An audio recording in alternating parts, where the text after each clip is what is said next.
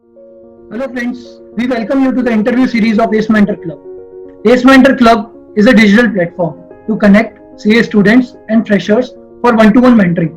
We are proud to present our interview series where we bring in industry leaders and professionals to share their wisdom, to guide and help the youth in strategically planning their career roadmap and so that they can take the decisions very confidently. In this interview, we would introduce a thought leader with 30 plus years of experience, Mr. Abhijit Sanjgiri, a chartered accountant and a keynote speaker who have conducted 500 plus seminars on the topics risk management, fraud, ethics, and money laundering. Welcome, sir. Welcome to the Ace Mentor Club interview series. Yeah, thanks for inviting me to the show. So, sir, we just start with what excited you to join chartered accountancy as a profession? If you can just share your journey. Actually, the decision to take chartered accountancy was a natural fallout of my decision to take commerce.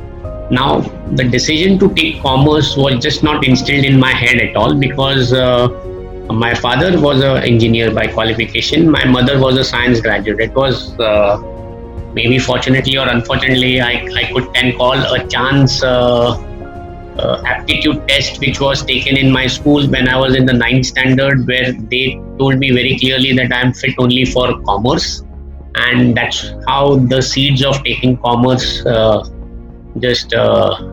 was drilled in me. And once you take commerce, I think the natural course which maybe 90% of commerce students at my time used to do, because this was something we could do along with our graduation, was chartered accountancy. So it was just going with the flow and just being a chartered accountant. So I did my GCD in 11th standard, which was equivalent to 12th. It was there at a time, so you could give your CA entrance in the 12th standard. And I was a minor when I had signed up for my articles. So the contract was signed by my father, and I completed my articles along with my graduation, and I did my CA. Post graduation, the exams, I cleared my graduation in April. In May, I appeared for the first group of in November that year I appeared for the first group of inter. Then in May the second group. Then in November the first group of final, and then May. So 6. So from BCom for 2 years I was a full-time student, and I cleared all subjects at one go. So it was 6 months each for each subject in my own way. So I used to sit in the institute library. So I have studied throughout in the institute library. So that day when I visited the library, I said I've seen the library in the late 80s when I became a CA, in the 90s, in 2000, in 2010, and 2020 also when I went there. So it was 5 decades I've seen of the institute library. I don't think many people would claim to visit the library for the last 5 decades, and I'm fortunately in one of that small club, whoever would be. And I used to just study from all the authors, make my own notes, and that was the way I used to study. So I used to think that 6 months, because of the vastness of the subject, 6 months is needed for studying and lay a strong foundation at the start. So that's my way also for students, is study so much that it is impossible for you to fail. And if you have failed, then be so confident that if I failed, then there's nobody who can pass. So it's with that attitude I used to basically, and I used to make the own notes myself. So I used to be prepared or positioned also as an author of any of the subjects which I used to read. So the institutes, when you appear for your CA, it's very clear that they demand expert professional knowledge. So whoever is a final student, it's always said expert professional knowledge needed for somebody to give the exams and be a chartered accountant. So are you mentally a professional when you're giving the exams? The exams are just a assessment, and you already are a chartered accountant when you are ready to give these exams. It's just you assess it and you get the result. That's it. But you are a professional well in advance. If you are a professional, then yes, that's where you appear and position and prepare and be so confident and carry yourself as a professional during the articleship course. I think that's what I would advise people to go. During your 80s, when you was preparing for the exam, that time you was also facing shortage of notes and other things as well.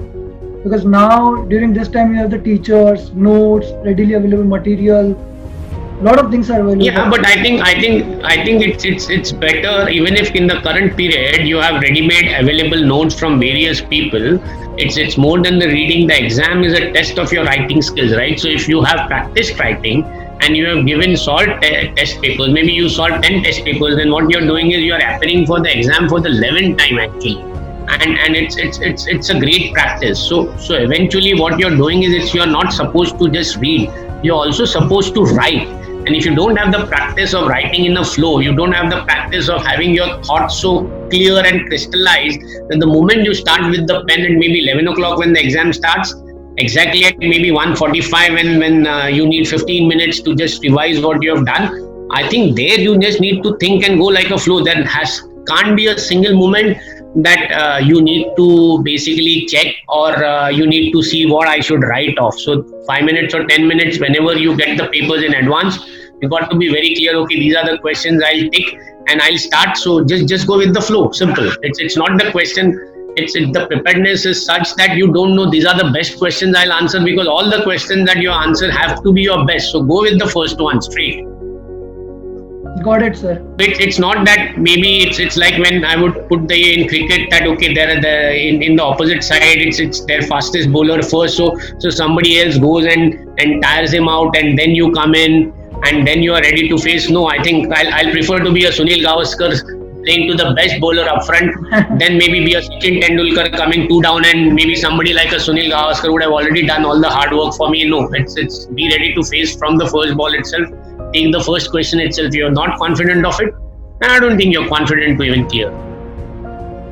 Got it, sir. But sir, like, how was your journey after completing your CA? So, see, after completing my CA, I have been in my family business for the next 5 years. The next 5 years, I was a full-time entrepreneur. So, I was handling my father's business completely till there were some differences with him, and I took to full-time practice. I was the firm where I did my articles. I joined them as a partner the very next day that I got my certificate. I passed, and I used to do some assignments for them, which I used to handle during my articleship period. But it was not full-time.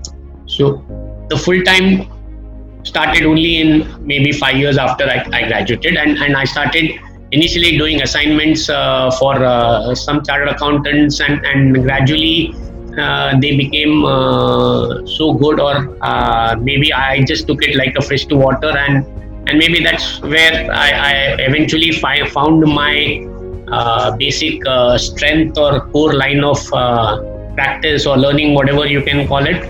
So risk management, internal audits, banking, financial services were areas where I used to continuously work, and when I used to do more of it, I used to keep on liking it more. So it's something like you do something, you tend to like it, then it becomes your passion, then you get deeply involved in it, you speak more on it, you get respected, you get recognized, then again you like. So it's a vicious circle. So find some niche and just get yourself immersed into it. I think you'll start loving it. It's not that you will find your first love immediately. Yes, it'll take time, but once you've found it, I think the liking, the passion itself will take you ahead. That's the best part. If you love your job, that's the best part you can do, and you can excel in that.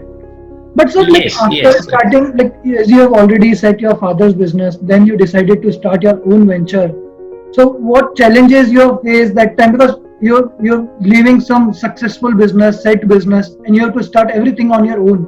So what thing is there? Initial struggle for everybody is tough. Okay, so there is one quote which I will firmly tell everybody to follow, and this is just not a sentence, it has a deep, profound meaning. It's if you are faithful with the small, the big will follow. So one is, whatever you do, even if there's nothing which is a small work or a big work, it's the quality of your work which matters. So maybe I still remember when I quit my father's business.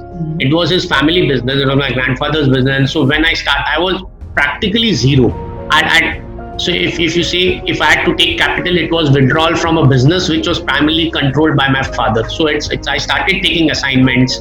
I started doing very small work. I taking handling accounts of cooperative societies or but I think one virtue which I always had, and this has helped me throughout, maybe that's genetically because of my father. One was speed, and the second was neatness in whatever work you do.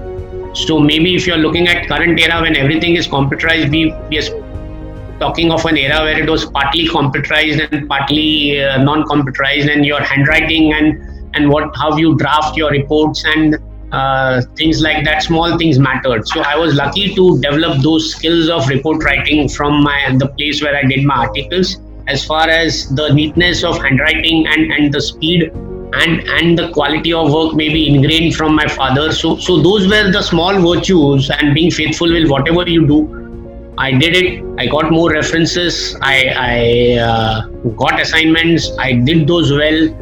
I got into a situation where I had done work. So I remember we had done an assignment for a big organization, for a firm of chartered accountants, where I was handling them as a outside professional, and they were so happy with the work that when they had their cooling period, they took us in when we were just at a very small proprietary or a partnership level. So it's only your good work which will refer you to other good work, and you have to be really good. I think you need to beat somebody in his game. So I think this maybe was something of my mindset, which I was doing even as a student, that if you're doing something, be the best at it.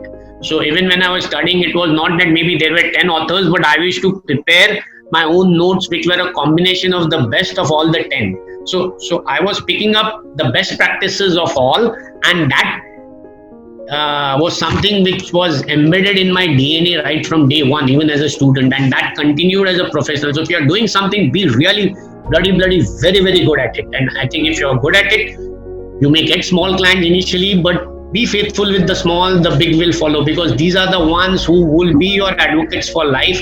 These are the ones who will refer you to other people, and it's in our profession, it's mainly the word of the mouth which matters.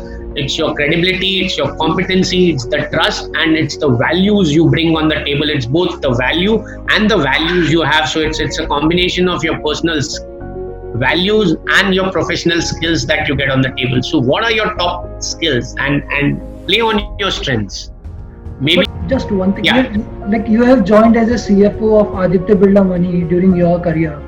Then how you're able to manage the practice? That was much later in the stage. So the first 5 years I was in my family business. The next 15 years I was in practice. We started and we had one banking client and another, and gradually, because of the quality of the work and the references, basically it's not a very big world. If your work is good, it gets noticed, it spreads, and we got one client after another, and that's where it just took off. And over a period of time, I really felt that yes, I've done something, and I need to discover more for my personal growth also. So I'd been in practice for too long. I felt 15 years was a good enough field to study. Side by side, I was also giving a lot of lectures or taking seminars for the Institute of Chartered Accountants of India, or WRC, and I just went with the flow.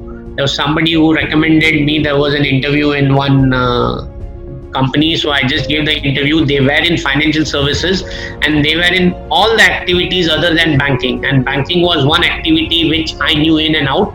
So I felt this was an opportunity for me to explore other areas like insurance, mutual funds, broking, wealth management, NBFC. So these were the areas. That's why I went into that, and it also gave me an opportunity to look at things from the other side of the table. So I did two roles. One is heading the internal audit. It was right from scratch. We had to set up an entire team, great learning experience. And then as that was an a support function, then a direct line function as a CFO of a listed company, where you are accountable every quarter for the results, and then you have a different role of maybe getting your ratings done, or attending to maybe the quarterly presentations and all of that. So it's a complete holistic experience. So I spent about 5+ years in that, and I think that was enough also from one side, because at heart I've been an entrepreneur all along. My father was a businessman, my grandfather was a first generation businessman. So that's where I decided if I continue too long, maybe I may not be able to again get back into practice with that finish. So 5+ years was good enough. So from the last 5 years, again I've been back in practice, but now here it's with a lot of difference, because for the last 3 years or so I have invested a lot in education. So I would have invested maybe at least in terms of, maybe yes, you can't compare it with inflation, and you can't compare the education cost. So just one specific question, like you have lived both lives. One is corporate life and one is this practicing life where you have to do each and everything on your own. So if you can just share some insights, like what the challenges you have faced when you're doing a corporate job and what the challenges you have faced when you're doing your own practice. Like today's lot of students, lot of CAs are confused whether they should go for practice or whether they should settle themselves for corporate job. Yes, So one is, your first question is whether one should opt for practice or one should opt for an entrepreneur. So as an entrepreneur, you require a different skill set altogether. I think as an entrepreneur, you should be prepared for the fact that initially when you start off, there might be a situation where you may not get a fixed amount of money at various points of time. So it also depends on your mindset. There's a lot of times where you might need to do a lot of work yourself. So which work it may not be the best possible productive time used. So at times maybe some of your junior has not turned up and you might need to do maybe the report drafting, the taking of the printouts, the signing. So a lot of clerical work also you might need to do.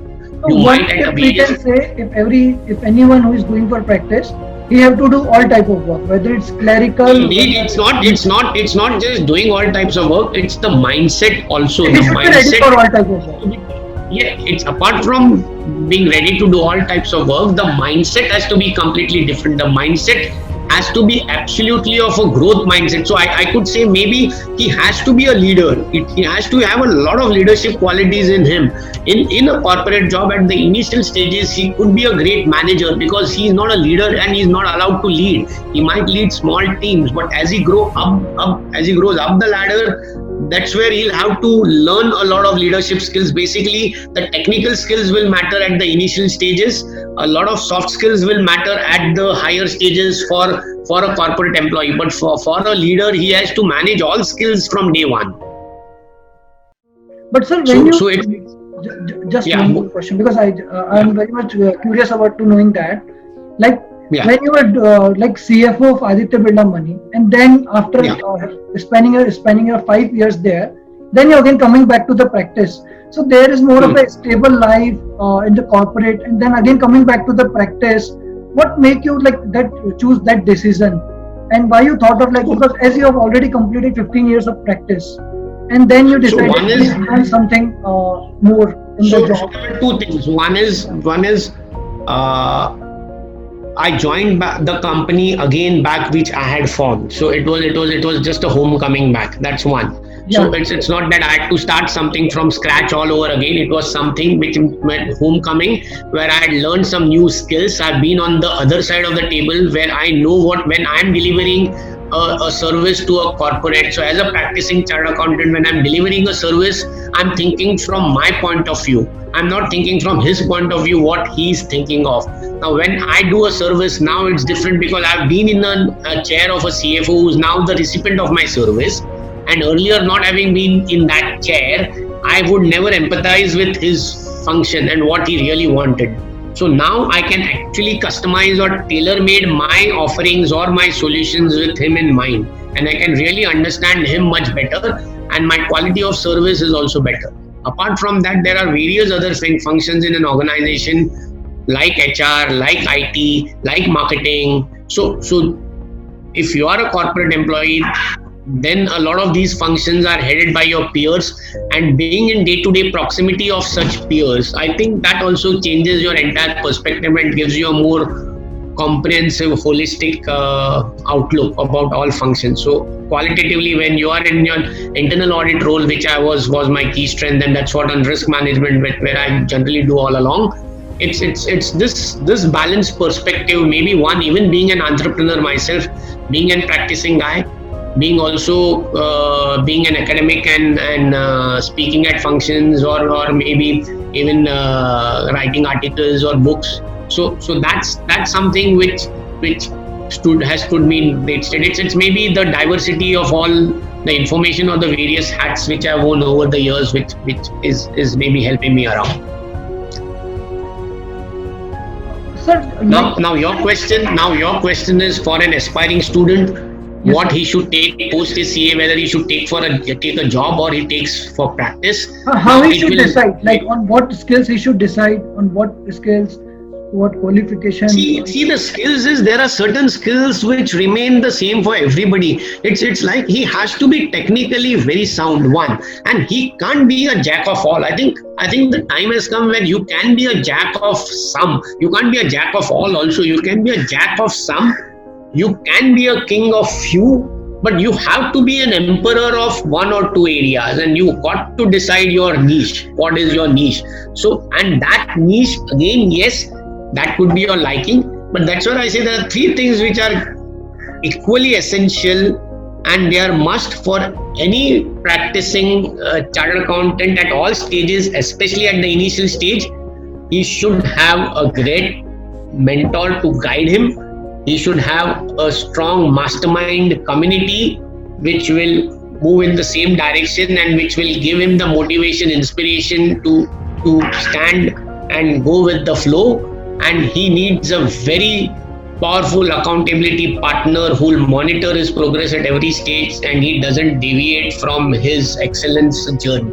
So these three things are a must for every individual, and I think in that direction your ACE Mentor Club is what the mentoring part for young chartered accountants to be mentored by maybe senior professionals who maybe made mistakes, or you have learned from their experiences, so you can fast track these professionals so that they don't make those mistakes, or maybe they have a variety of views. So we were not very lucky to have one-to-one direct contacts or feedbacks so openly, so transparently with senior professionals. I think that's a great role. So mentoring is something which I strongly advocate to all chartered accountants. They need to have a sound mentor who will advise them. Maybe the mentor can take the role of a coach also, who will make them introspect, think from within, find out their own answers for their personal growth and development. So that's one, having a strong coach or a mentor, an advisor, facilitator, trainer, teacher, whatever you call him. You need to have a mastermind community of like-minded chartered accountants or other professionals who are all wanting to grow, develop, and have very strong qualities, values, ethics, integrity, honesty, discipline, hard work, whatever you name them. And you need to have a one or two or maybe accountability partners. So मैं students को ये भी बताना चाहूंगा, sir एक बहुत बड़े keynote Yeah, speaker है, have conducted more than 500 plus seminars.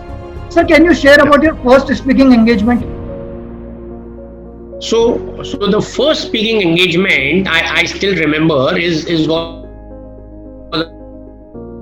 about maybe more than 20 years ago. It was when I was doing an assignment for a bank, and I was in their staff training center. And that was the day when the budget had just happened the day before. And then we were just discussing the budget, and I was just discussing with the principal of that college my views on the budget. And then suddenly he just said, hey, if you are discussing this and if you can share those views, can you take it formally for my bank branch managers? So I said, I've never done it, but maybe let me try. So that was the first experience of which happened very naturally, and that's where I just started to speak. And then maybe there were one or two cases where somebody had backed down as a speaker, and at the last minute I was asked to give an assignment, and that's how one assignment led to the other, and it's yes, fine. So I've spoken that, almost for there is an no entire looking day also. Yeah, so if once you start doing it, then you start liking it. Then when you start liking it, you you keep on doing it more and more. So over a period of time, that's what you say. You find your passion, and that's where you keep on enjoying what you do, and that's why you keep on doing it more and more. That's really great, sir. Like it's like getting into like professional practicing to job to speaking. It was like really a creative personality. So there are others. So I have also corrected exam papers. I've also appeared in interview panels where I've been a part of interview panels of organizations evaluating and selecting candidates. I've also been been maybe helping people develop their content. I've been in various other areas where I've mentored non-professionals. I've developed course programs for them, or evaluated a lot of what you call measurement tools for various people, which is non I would say it's not related to my professional year. So lots of comprehensive, you could say, work which is not connected directly with I could say, so the speaking. I speak on a lot of subjects other than purely technical. So that's one which is given me a complete holistic, and that's, as you do a lot of variety work, I think your overall vision, your perspective, that broadens, and that helps you in your niche area, right? So, sir, I have attended a lot of seminars. In every seminar, you say every risk need to be de-risked. Can you explain this concept? See, what is risk? Risk is a function of probability and impact. So probability is the chances of that event occurring, and the impact is what we call as the loss or the negative downside as a result of that event happening. So risk is something which we may not see it coming, or risk is something what can go wrong. Now, when you're doing any activity, so maybe it's like you're appearing for that exams, the probability is that you will not clear the exam. So there's some probability, 10%, 20%. Okay, if the result is 10%, then 90% of the people will fail. So whether you are in that 10% who will pass, or whether you are in the 90% you fail, so that's the risk, that's the probability. And the probability of you passing, maybe at a very elementary level, you can say is 1 out of 10, because that's the percentage of results.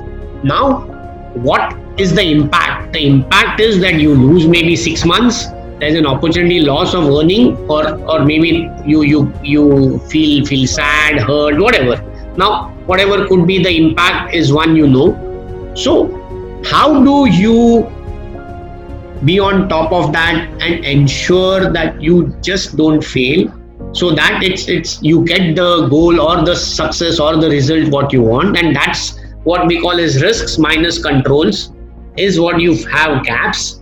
And if that gaps are within your risk tolerance, then what you should aim at. So there is a risk, and you need to de-risk, is that you need to be on top and you need to be on control of that risk, so you are having the result what you want, what you had planned, and what you had desired. It's not just a dream, it's a very purposeful, goal-oriented mission which achieves, so you hit the bullseye. That's what. So every risk can be de-risked, every risk has to be de-risked. So risk, when there's a risk, we talk of controls, we talk of gaps, and we talk of further actionables to reduce the risk to our tolerance level. I put it in a very simple term as risk, you de-risk. So how to apply this concept in real life then? Like, can you apply? So real life is, it can be applied in real life only. It can be applied everywhere. So wherever, let's say, what we do is when we take any activity which you are doing, we're not thinking of a structured manner, or we are not giving it that thought that were it to go wrong, what would I do? So let's assume you are doing something. So let's say you need the start of the day, you need to wake up on time. Yeah. Now, one is, if you're conditioned to wake up on time, it's fine. But if you're not conditioned, maybe you'll put an alarm. So you'll have an alarm either of a clock or your mobile. So that's one. Now, even if the alarm goes, you're not waking up. Now, you may have somebody else to say that, okay, if I am not woken up, either your wife, your brother, sister, mother, whoever to wake you up. So that's the second line. So you have either the first day of the watch, the second. So these are controls which you are implementing to ensure that the final result what you want of getting up on time is achieved. The third is even reaching to office on time. In Bombay, I don't know if you are aware, pre-lockdown, the jams were commonplace. So you have kept 30 minutes to go there, which is normal. But maybe because of a jam, it takes 45 minutes. You are late and you are late for whatever meeting. You create a bad impression. So start well ahead of time. I think even if you have started, so that's one de-risk you can do. Now, even if let's say you have started well ahead of time and there is an extraordinary jam it's one in a million, then at least have the courtesy of telling the person whom you are meeting that this is the situation, and as a result you could be late because you have started early, much earlier. So people will understand. The unfortunate part what we do is we tell them after the time of the meeting has happened. So if the meeting is at 10:30 and at 10:35 you haven't reached there, you will call him and say you're sorry, whereas you could have told that at 10 o'clock itself when you knew this. So that's the simple things which you could do to basically mitigate the impact, and you could have that in daily life also. So one is, if you understand risk by a simple principle, is this is something which can go wrong, and what can I do that it doesn't go wrong, so that when something is happening which is adverse, it's you know it proactively, you have enough information, so it doesn't become a gut or a instinctive reaction. You are thinking not just from your heart, you have already thought from the head, and then you know what's the best possible course for action. So you're the results or the control you have over that activity is also much better. In fact, you're not taking decisions in panic, you're not taking decisions in haste, you're taking decisions with full awareness of the facts, and that's what will give you better results. Now, sir, for every task I will apply this concept. I really love this concept. Yeah, that's a very simple concept. I think every risk needs to be de-risked. So, sir, last and final question. Like, due to this COVID-19 pandemic situations, now the ICAI have postponed the exams, and this global situation and the India situation drastically changed. There is more of a revolutionary movement. So what advice or suggestion you want to provide to the students right now? See, there are two types of situations, one where we can control, one where we can't control. So for a student, the exam being postponed is not in his hands. The only thing he can control is his attitude over that. I think if he just starts feeling sad over it, if he just gets negative about it, then it will impact also his studies for whenever the exam is next due. So one is, he has to keep his positivity going at all times. He has to keep the faith in his abilities. He just has to keep on moving. I think that's the first advice I can give them. The second is, you got to be in the top 10 percentile always, because if 10% is the results, let's hypothetically say, maybe it could be 5%. So if let's say 50 is your passing, go ahead with the fact that 60 is your passing marks and prepare for that. Make it impossible for you to fail. Your actions, your planning, your preparation is such that there's no way that you can't be in the top 5 percentile. So if it's 10 percentile, you prepare for being in the top 5. Better still, prepare to be in the top 1 percentile. So preparation, I can say that this is a very fine example of a risk. So this is something where it's not in your control, right? The net connection going down is not in your control. So there was no point to panic in this. So if you're panicking and just doing it, maybe I got connected back in 2 minutes, I would have taken 5 minutes or 10 minutes, or I would not have been connected at all. So if things are not in your control, I think the only thing which depends is your attitude towards this. Go with a positive attitude. Yes, things will be better, and there's no fine example than this event. So I've had hundreds of cases where I've been for a presentation, and I've sent the presentation well in advance, and the presentation has not reached them, or it has reached them, but maybe they are not able to put it on screen, or there have been cases where the electricity has gone down, the entire atmosphere has become very, very hot and humid, and people are basically being very restless. So you got to manage all such situations. You have situations where you're speaking post lunch, and most of the participants, after having a great lunch, are ready to sleep. So you have to speak. So you got to keep them alive. So you got to bear all contingencies and move ahead. So it's whether you are a speaker, whether you are an exam writer, or you are a student who's appearing your exams, it's all risks. It's what can go wrong. Everything can go wrong anytime, every time. You got to be prepared at all times. So it's like an ATM. Anytime, every time, all times, your preparation has to be perfect.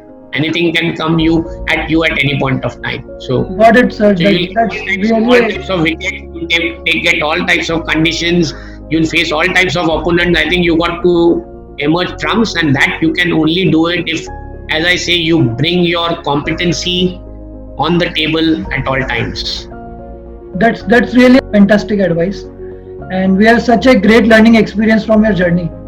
Thank you, sir. Thank you for sharing that journey. And I would just like to add, I think you're doing a wonderful job. I think what you should do is maybe encourage more and more people to take advantage of the great work you are doing. You have a lot of quality mentors in your ACE Mentor Club. So I think that's where if the students take advantage, I think it's good for them. It's good to learn from people who have already done that thing, whatever mistakes they have committed, whatever experiences they have got. Maybe they will have a lot of insights, wisdom to share based on all the learnings, experiences over the years, and maybe even for the mentors, it's you get used to a new line of thinking, because even the new generation students, professionals who are there have a lot of great ideas, and they are a lot tech savvy. They're quite sharp and crisp and concise to the point. So it's a learning, relearning, enriching experience for all of us. So fine. So best wishes to you, and may you help a lot of students or young professionals in that journey. Thank you. Definitely, sir. Thank you so much for your kind words. And those students who want to know more, need guidance from Abhijit sir, they can book their session at www.acementorclub.com. Well, you just have to ask for the help. We are there to help you at every stage of your career. Thank you so much. So it's said when the student is ready, the teacher appears. So thanks for doing a great job. Thank you, and best wishes once again. Yep. Thanks. Thank you, sir.